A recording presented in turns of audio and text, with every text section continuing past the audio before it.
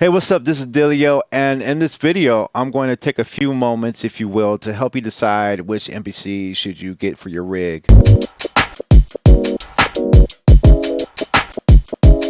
I know there are a lot of users who haven't really used the MPC yet, and you might be thinking, well, which one do I need? Because the line is expanding. And so we're just going to go over all the versions of it from the MPC Studio, One, Live, 2, X, and MPC Keys. Talk about some pros and cons and what are the best fits for it. And, hopefully it helps you out. If you like this type of content, make sure you hit the subscribe button and like. All right, let's dive right into it. So the first one is the MPC Studio. Now, the MPC Studio is good for beginners. It's a good controller and it's a lightweight entry. Those who aren't really experienced or those who haven't invested a lot of money into their music stuff, people who haven't made music in a long time, people with experience working with a drum pad format versus just clicking on a mouse and a keyboard sort of deal.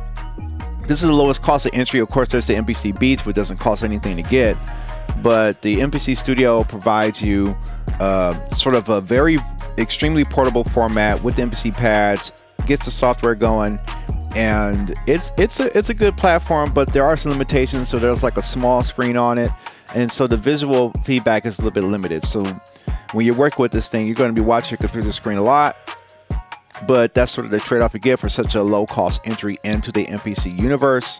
And I think it's good, but I would think that like a parent getting something for their child, a child is showing, hey mom or dad, I'm interested in making music, this looks cool, I want one, I want the big one. And it could be a good compromise where the parent says, well, I'm not going to get you the whole MPC X, but let's see how you do with this MPC Studio. Or just someone who just doesn't want to spend a lot of money. For people who don't buy equipment a lot, who don't make those expensive expenditures into music, they could be like, I don't know if I want to spend that type of money, and I get that, like for instance, cars, I'm not the person that's going to make this biggest investment on certain parts for a car, but someone who knows the game of dealing with car mods and stuff like that, they know they're going to pay top dollar or a good penny for the type of mod they want. Same thing goes for the music field. And so the MPC Studio is good for beginners. Now, the next thing in line is the MPC One. You see that right here. This is the MPC One Retro. And this is like the cheapest full-fledged standalone MPC without needing any computer. All the effects and the same processor that is in here is the same one except for the MPC Keys, because the MPC Keys does have 4 gigabytes of RAM. Otherwise than that, this is a good one to get into if you're like serious or starting to get serious or want to experience what the standalone thing is. A lot of people, including myself, didn't really experience too much standalone. I spent a lot of time on making music inside the box, and so even before I started making music in the box, I had hardware, but that's a whole nother tangent. But the cool thing about this device is that it's very portable, small format, and it follows the traditional format that I like about the MPCs. It has the pads and sort of more of a square size format. And the only drawbacks that I have with this is that you can't install a hard drive onto this thing. It's not self-sufficient when it comes to power. It does not have any wireless capabilities, and so to connect to the internet with it, you will need a Cat5, Cat6 cable going into the back. The I/O is a little bit limited on there. You don't have as much I/O as you have on the other versions. And outside of that, it's a good MPC, and I think this is a good entry point if you want to experience what standalone is.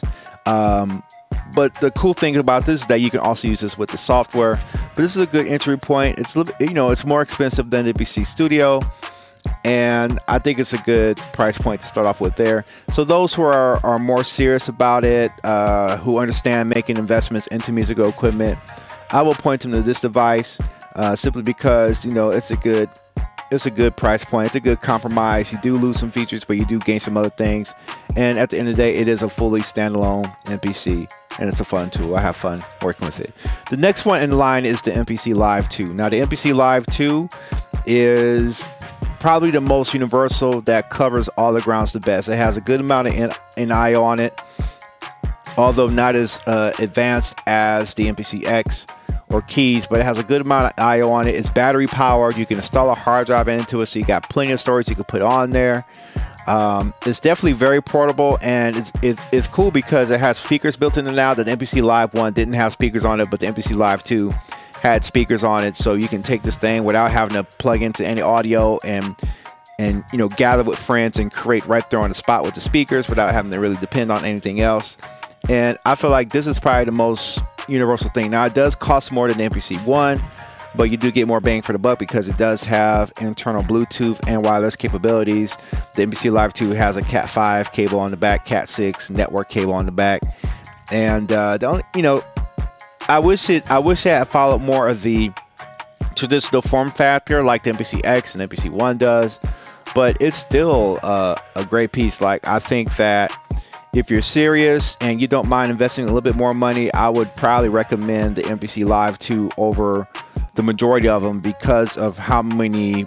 It's like a Swiss Army knife that's actually effective in what it does. And so covering the most bases of it, I think the MPC Live 2 is probably the best bang for dollar in the line because it does so much. It's portable and it's not too expensive, but it's not cheap, but it's right there. It's got a good balance of a lot of things.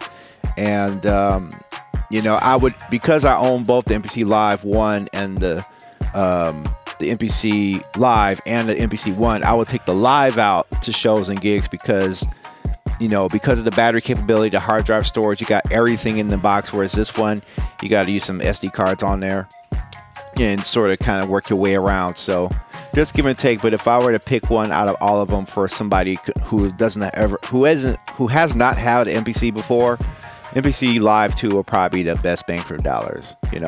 Now let's go to the MPC X. Now the MPC X is like for people who are real serious. Like you're willing to pay the money.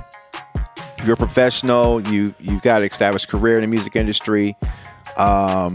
You're not afraid to deal with the knobs. Now, if you're not someone that does want to deal with the knobs and all that stuff, it's not a good tool for you. But it is like the professional thing. The I/O on there is top notch. The MIDI I/O on there is top notch. Hard drive storage, secure slot, multiple headphones, ins and outs on the front. It's like the Ferrari. It's like the Cadillac. It's like everything right there.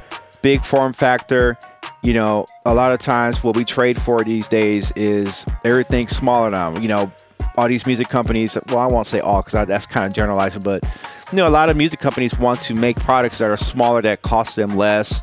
It's just these smaller form facts, micro this, little knobs that. Prime example is, the Roland JD08. Now, it sounds amazing, but I wish that it was a larger form factor. But there's a compromise with that because, maybe it costs the company more money to manufacture larger things. But as far as the MPC X is concerned, you got all the bells and whistles right there. I definitely recommend this one for someone who's serious, actually has years under their belt making tracks. I wouldn't advise someone getting it out the gate because it could be overwhelming.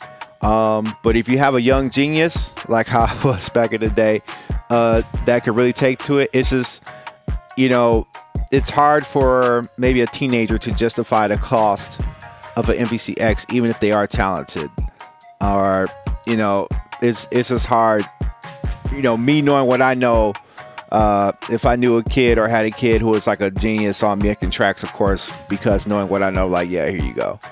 But not every parent would see it that way. But as far as serious music producers who want to make everything, I think it's a good thing. Now, the MPC Keys, obviously, this is the latest addition to the lineup. Has 4 gigabytes of RAM. You can install a hard drive on it. Great feeling keys on it. You can do all kinds of things. But the thing is that, you don't have any SD card in there. The I/O is a little bit limited compared to the MPC X. You do got I/O on there, but not as much as the MPC X. I think this is better suited for piano players who want to get into the sampling game and sequencing game. You got that great sequencer up in there, and I wouldn't recommend this to someone who already owns an MPC because you already, a lot of people who have MPCs already have bought their MIDI controllers and other peripherals to hook up to it, so they're not going to really need this. And so if you're like an MPC enthusiast, like how I am, if I wanted to stack up the cash and get it, I probably would, and it probably would be a wasteful spend and more of an emotional spend because I just like the cool new stuff, right? But I think that for those who haven't had any of the MPCs at all, who wants to dive into the world with a keyboard that would probably be the best bet to dive into to get everything in there. I don't see it as a portable option, though. I think all you need is a hard case, and you got portable action ready to go, protected, because it's got a sensitive screen. Those screens are delicate. So if you get an MPC case, MPC Keys with the hard case, yeah, you can take it on a go gig with it. The MPC Keys is definitely awesome with the sequencer. I've tried the Fabric XL plugins and the plugins that came with it. They sound great, but in my opinion, they still are a little bit limited to compare to like a Phantom workstation or a Korg or Yamaha workstation. They are in the ballpark, but not quite there. Good sounds, but the thing about, like, say, a Roland or a lot of these hardware keyboards, you want to find a sound, you can click it, boom, it loads immediately. Some of the sounds inside the MPC Keys has a load time. I mean, if you have a solid state, there's still a load time. The processing chip, in my opinion, in this hardware for loading sounds like that isn't quite as fast as the workstations are. But then again, on the sampling side, though, I think it wipes them out the park as far as dealing with sample capabilities. So I think this is best suited for piano players and those who have not owned a previous MPC Keys. So are you an MPC owner? Which one do you have? And if you're not, which one are you interested in? I definitely hope this helps you. Let me know if it does. Leave some comments in the description, in the comment section below. Always say that, and so like and subscribe to this video, all that good stuff. I'm Delio. You're watching Delio T2K. This is an overview of which MPC do you need if you're interested in getting one, and I'll see you later. Peace out. Delio on the